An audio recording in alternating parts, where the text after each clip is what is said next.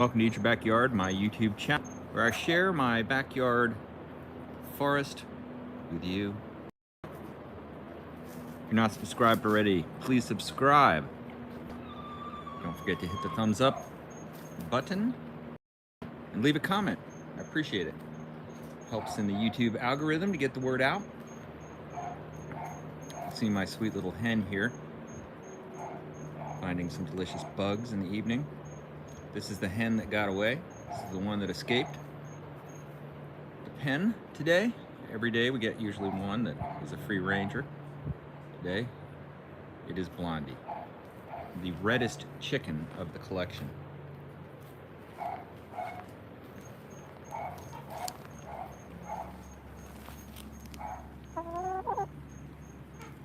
Very, very sweet chicken.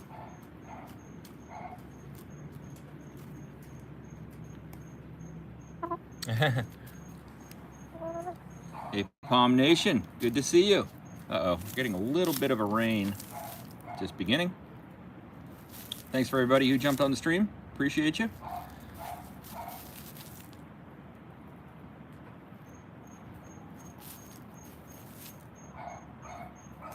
Yeah, so we've had a bit of a struggle knowing what to do with all the eggs. I've now got a couple people that ask for them, but still, they're producing so many. It's hard to manage them all. See that little sandy area there that she's pecking at? We had to actually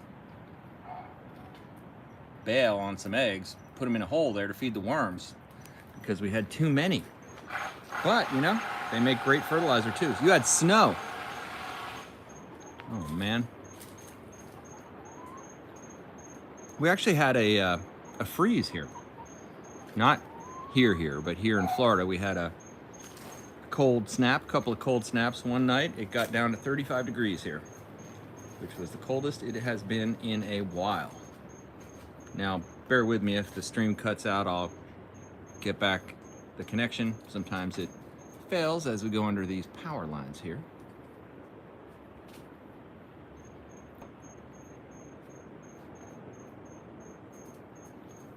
But I think now is the time to be setting up systems that serve yourself and make you stronger. That's my general message. As you see all the truck stuff in the news, you gotta wonder, do you take for granted that trucks are just always rolling on the roads and delivering, you know, tasty food to your grocery store, and you have any way outside of depending on that system to support yourself in the event of some change? And that was a little challenge that I set out on about a year ago, was to get my yard into a functioning system. Really stoked on where it's at. And this thing we're looking at right here is the prime food giver device, and really one just about anybody could have with a small amount of space. Now these chickens have luxury. Yeah, I would say the whole country agrees current administration is trash, says Palm Nation.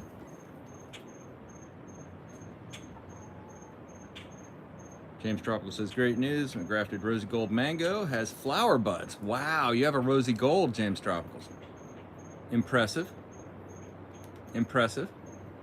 Rosy gold, known to be, you know, I have a very good friend who would claim the rosy gold is the finest mango possible.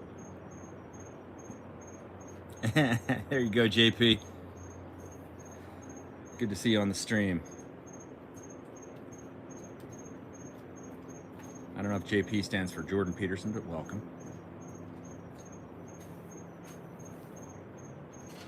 Certainly have been watching a lot of live streams lately. I'm gonna get right out and say that the new news is actually live streams,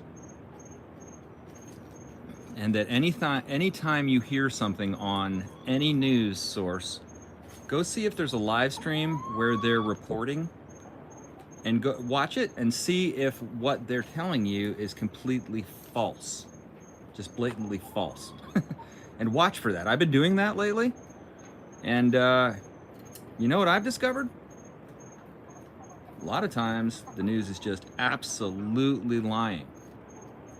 Absolutely just lying about stuff. So, you can make that judgment for yourself. But then once I see a news source just blatantly lying about something, I watch to see if they do it again and again and again. Of course, typically they do. So the real news, as it turns out, can be had by, when there's something happening around the world or whatever, is really going to be best through live stream, I believe, where you have as many people as possible that go to a place and just stream everything that's happening in as many areas as you can and show the real deal. And I'm doing that right here in my backyard, which I think is the most newsworthy, topical thing for me. Certainly the most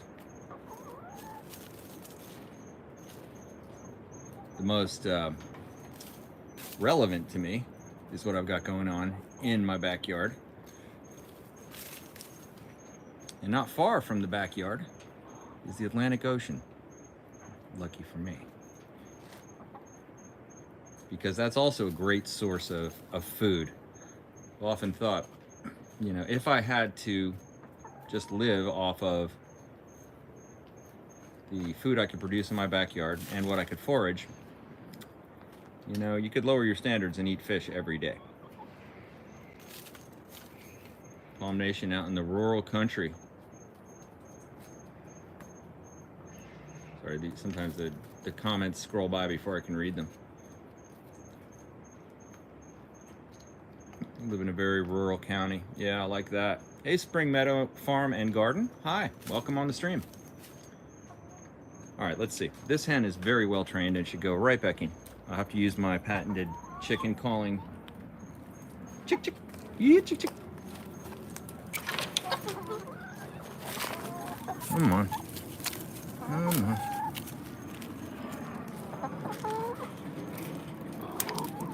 There you go.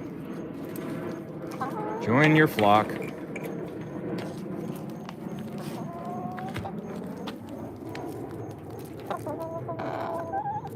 Got some good reports lately from neighbors as they find out I have chickens. They go, I didn't even hear your chicken. I didn't hear him. I didn't know. Oh, good. Nice, quiet chickies. This time of night, they're always nice and quiet. They live a pampered existence here. Their little feathers blowing in the sea breezes. Now, Thumper is out. Right now, we take turns with Penelope and Thumper. If you put Penelope and Thumper down at the same time, you get baby Penelopes and Thumpers within 30 days. So we keep them separate. Oh, there's a rabbit. It's starting to rain a little, so I'm gonna get under this shaded, this construction that I built, this monstrosity, some might say. Look at this thing.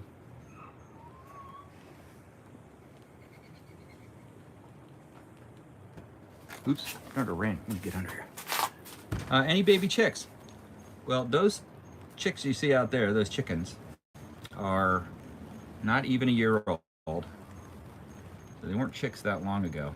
Uh-oh, you better get under the... See if he'll go under once he feels some of those raindrops hit him.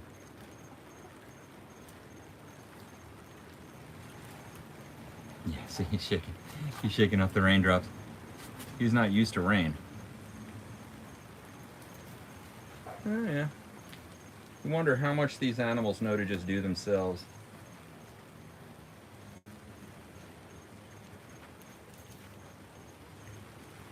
Like the chickens, they know to kind of get inside, but the amount of chickens we have is the maximum amount of chickens we are allowed to have. So no more baby chicks, even though we really wanted to get more. I could see how you'd wind up with a lot of chickens because they're super fun. Look at little Thumper. he ventured out into the rain again, but he's not gonna stay. You see that Tupperware container there? It's upside down. I've got to actually drill some holes in it so that algae doesn't start growing in the water that pulls up on top. But that is a great little hidey hole for the rabbits. When the rain lets up a little bit, I'll show you. They dug underneath into it, so now he can go in through both sides. Actually, there's a hole, and they, each of them, Penelope and Thumper, go up in there.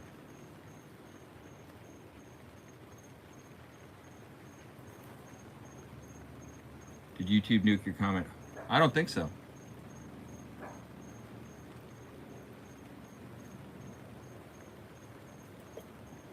This is kind of a dreary night.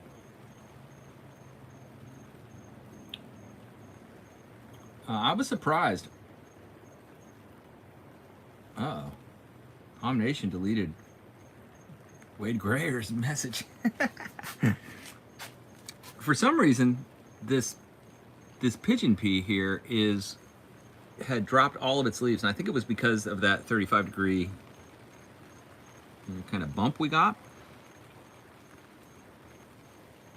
There it is, little Thumper, huh? Thumper once again. Oh, thanks. Yeah, we love our bunnies. I don't want our bunny to get wet, though. Get under here, Thumper. Come on. Well, I guess, you know, bunnies can get wet, just not too wet. I'm not sure he knows what to do. Yeah, we have this bunny run that I built for him, which is just a little fenced-in area, and then we've got some wire to prevent them from digging out. That goes down into the dirt. And we just let them do their thing. I put these branches back here. They love it. They chew on them. They mark them all the time. They love to play around, and they have a natural little area that they can exercise every day.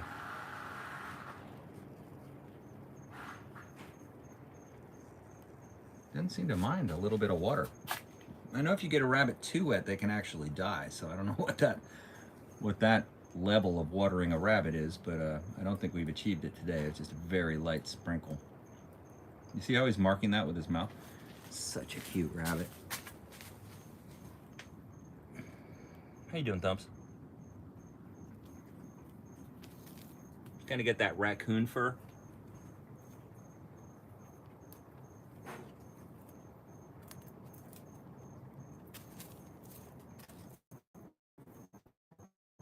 Yeah, these rabbits, they get to live like normal rabbits to a pretty good extent.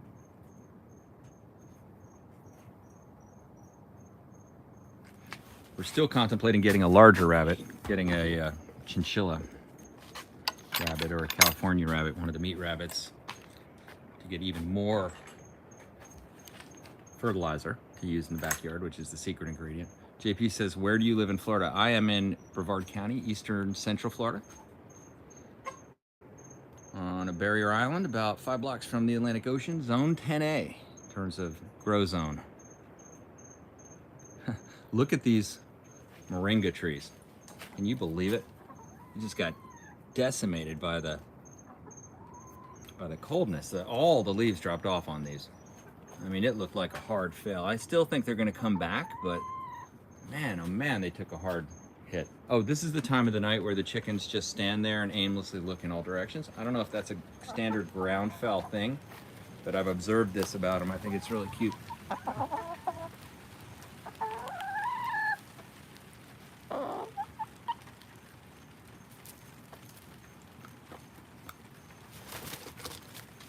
Oh wow, Palm Nation, you got flood warnings in Tennessee. You guys have had like lots of natural disaster scenarios lately. I mean, I guess you got to kind of get them out of the way, you know, every once in a while. I know, like here in Florida, we do that. One year we had, okay, I'm going to retreat into underneath this roof again. But one year we had 3 hurricanes that came through in the same year. Oh, look at both thumps. That's smart. Yeah, standard here where it's dry. But 3 hurricanes. It's like, you know, I'd have one go through and rips off shingles and breaks a bunch of stuff, and just as you start to clean that one up, another one comes through. But really, you just have to feel lucky that it didn't go directly over, because then you would be not just cleaning up, you would have a destroyed house.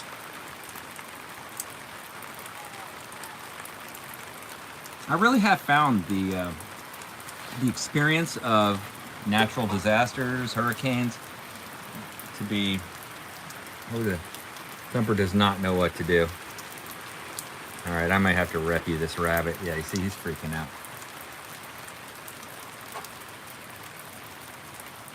He doesn't know. Does not have the intelligence to know to get under the. Well, I guess he's out of the rain there. I was wondering when that system would kick in. You would think all rabbits come pre-wired with a rain avoidance capability. If they just let them relearn it, they would do it by instinct or whatever.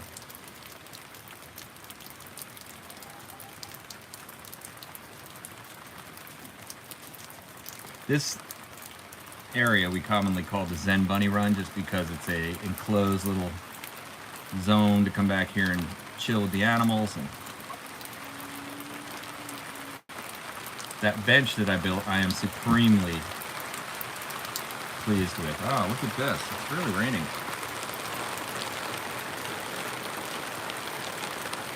All right, see you there, Spring Meadow Farm and Garden. I'll have to come check your channel out. Leave a comment. That way I can remember to go do that.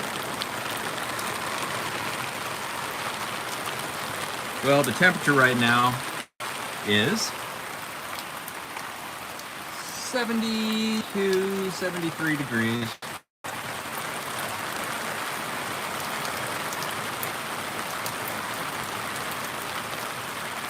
I think that's so interesting that the rabbit knows.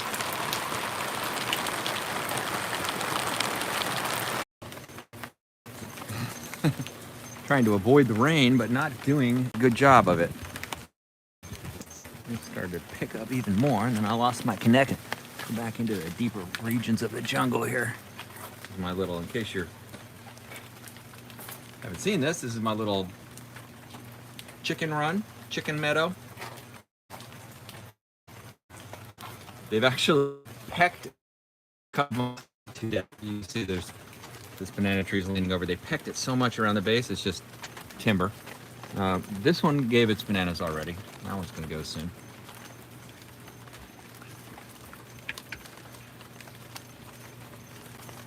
I like the rain in Florida because it's typically warm and nice. Now tomorrow morning, I'm gonna go out surfing bright and early. Water's about 62, 64, something like that. Wind's supposed to be a light south.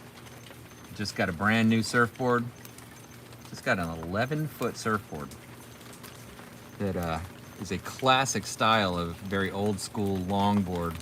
It's really, for those who know, a very special type of surfboard, but a very unique type of surfboard in that it allows you to catch just about any wave you want.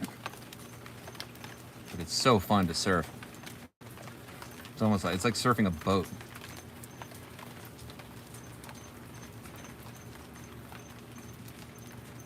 You can see the damage from the cold on these banana leaves.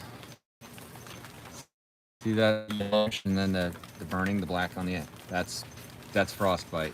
That's a little bit of coldness. And you would, close to freezing temperatures. If it was real freeze, that whole leaf would be dead. So it was close. It was a close one. This time we lucked out. I'm actually getting ready to release a video that talks about what to do to prepare for a freeze or following a freeze, and certainly taken a minimalist approach to doing that kind of thing, and it's worked out just fine. I'm right on the edge here of the tropical zones, really, so you have a bit of a risk getting things which are more tropical in nature, but many of the things I grow that are more tropical grow so fast that if it were to be killed every 5 years or so, I would just plant another one. And redundancy is another key, of course, but I'll talk about a lot of the ideas I have in this area. Placing them physically in different parts of your yard with different types go a long way. The break of a northern fence, let's say, to break a hard north wind from battering it, that can do a lot. You want good airflow, but you don't want it to be wind whipped. That's the other thing, to put it in a place where it is stagnant, not necessarily that good in terms of airflow. Stagnant airflow, that can be a bummer. So there are a number of things you can do. Okay, I hear the rain just slightly pitter-pattering.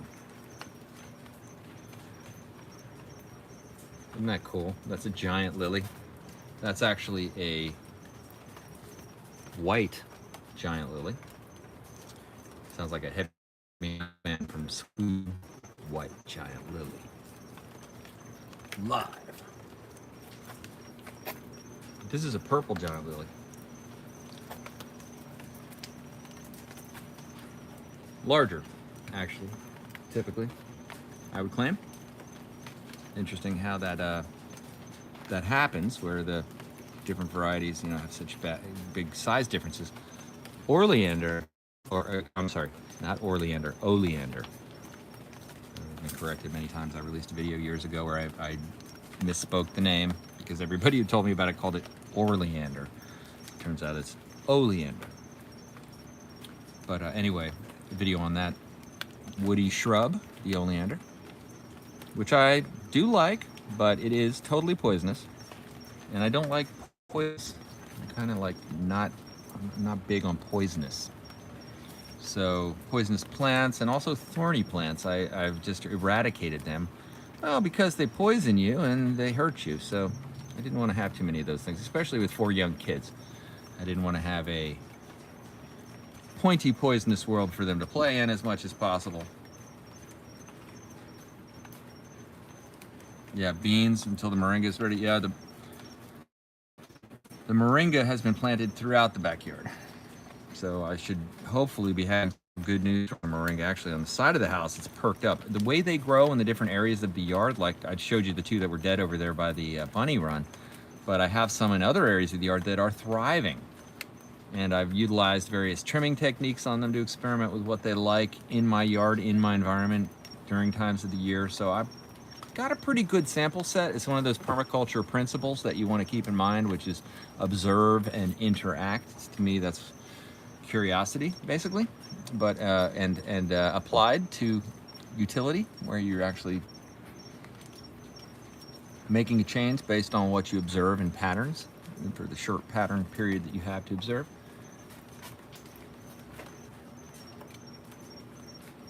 But yeah, to see how things do in your yard, in your environment, that's been one of my lessons over the last 20, 30 years of growing things back here, which is, what's going to make it? What fits in? What is natural? Most of what's happening in the yard is in no way anything I've done.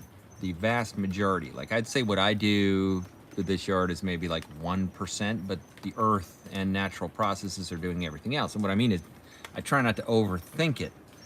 There's a lot to be said for no-till gardening and things like that, where you don't break the soil because you want to maintain the integrity of the natural systems that are in the earth. And there's really some, it's like they say, no matter where you stand on incredible richness and complexity you can't possibly perceive. You can't possibly perceive it. It's beyond your conceptualization. So why try to deeply understand it? Why not just accept it and know that you yourself are that exact same thing?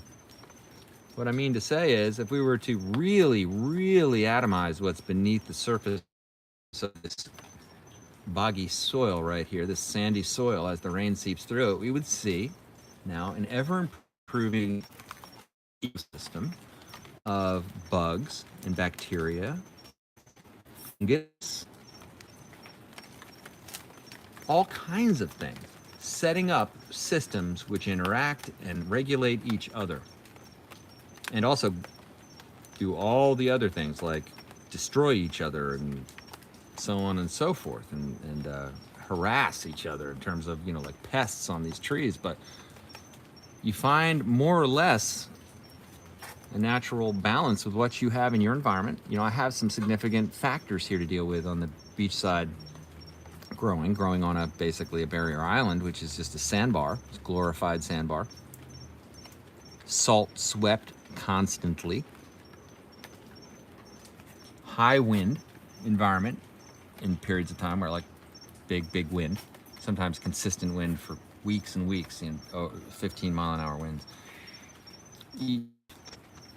Once I've discovered what those And you discover them by, well, experimenting. Observe and interact. Permaculture principle. Isn't this nice? We're out here in the evening rain. It's such a serene time of the evening. And I'm pleased you're with me. Thank you for being on the stream. I appreciate every one of you. The YouTube thing actually has been a really amazing journey for me personally. I enjoy it greatly. I really enjoy the interaction and the sense of community, the feedback I get from folks, the things I learn.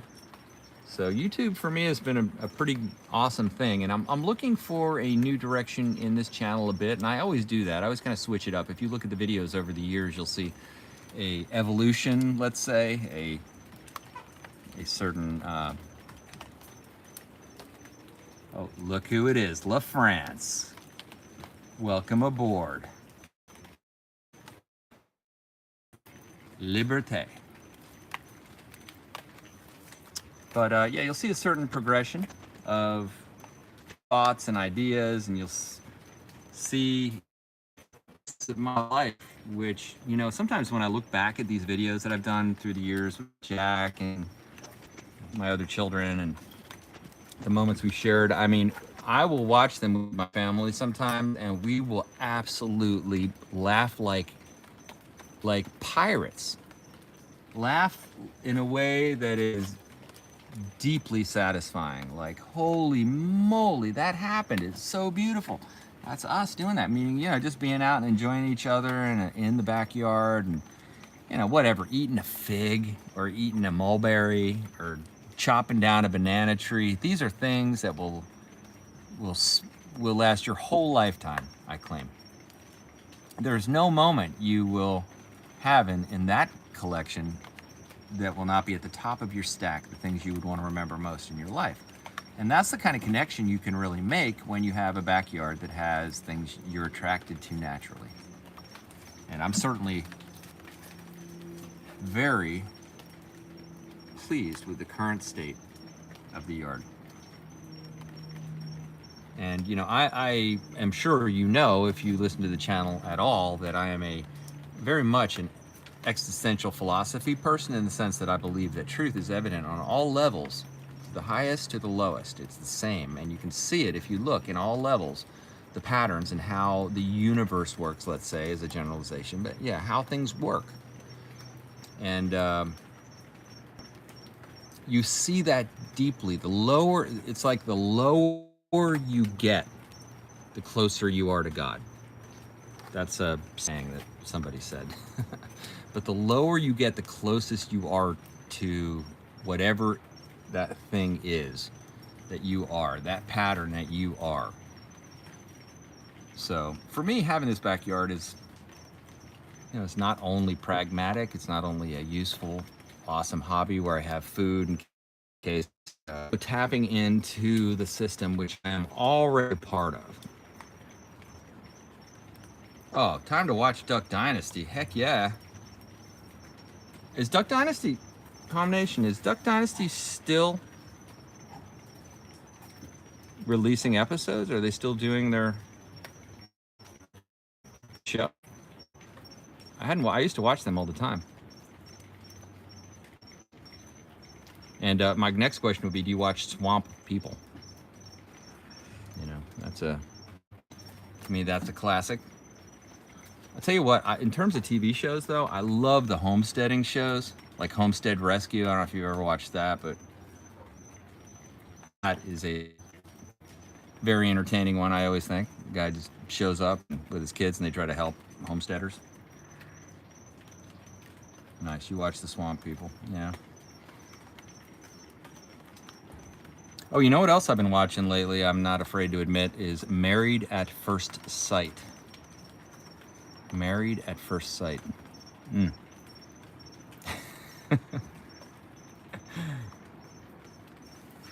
know, I'm not convinced that that's not the best way to do things. I don't know. Seems like maybe Married at First Sight. They have these experts match people up.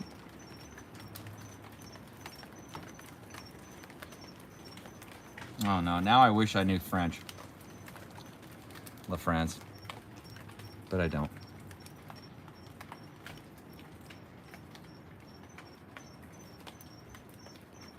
Uh-oh. Don't make me start speaking Klingon.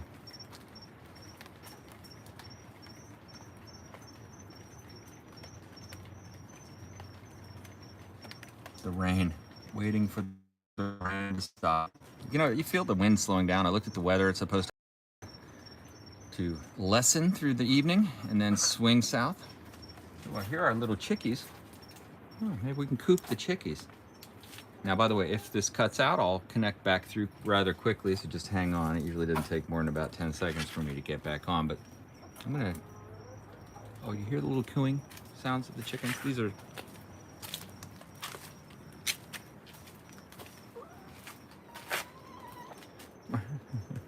There's still one chicken down. Oh, yeah, there you are. There you go. Come on, let's go. Come on. It's funny, sometimes we'll come out and get the chickens out of the coop at night. If we're just like, hey, let's go play with the chickens. We'll come open up the coop at night. Hey, see that? She gets down, you just see her stomp her feet like that. She just gets down. That's because she thinks I'm the rooster. That's it. Just go to bed. And we got one rogue chicken. This is the sentinel chicken. Oh, she's doing the same thing. All right. These chickens are so tame, I can just grab them under my arm here easily with one hand. It's really quite amazing. And this time of the night, they are so mellow. There you go. Go up. Ooh. Ooh, hey, you're getting feisty. She pecked her. I'm gonna shut you in.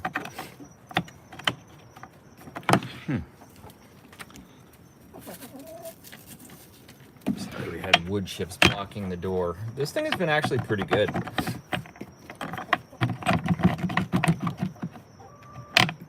There we go. I've been pleased with the design. It was such an effort to get this thing built. I had no idea what I was doing. I mean, none. But figured it out. I ended up meeting this really cool guy that works at Home Depot who lives out in Palm Bay, and he had actually built a beautiful chicken house, but he helped me. I went back there a number of times. He helped me get all the right supplies and told me his experience. He had 20 chickens, and all of them were eaten by raccoons who actually pulled them through the chicken wire one by one, and he finally figured it out. So it's, yeah, not good. But we don't have that many predators here, so it's been much more safe. So thank you for watching Eat Your Backyard. I think we're gonna call it quits. It's starting to rain even heavier. I appreciate you. Don't forget to hit the thumbs up, subscribe if you're not already. Leave a comment, let me know what you think. Thanks for watching Eat Your Backyard.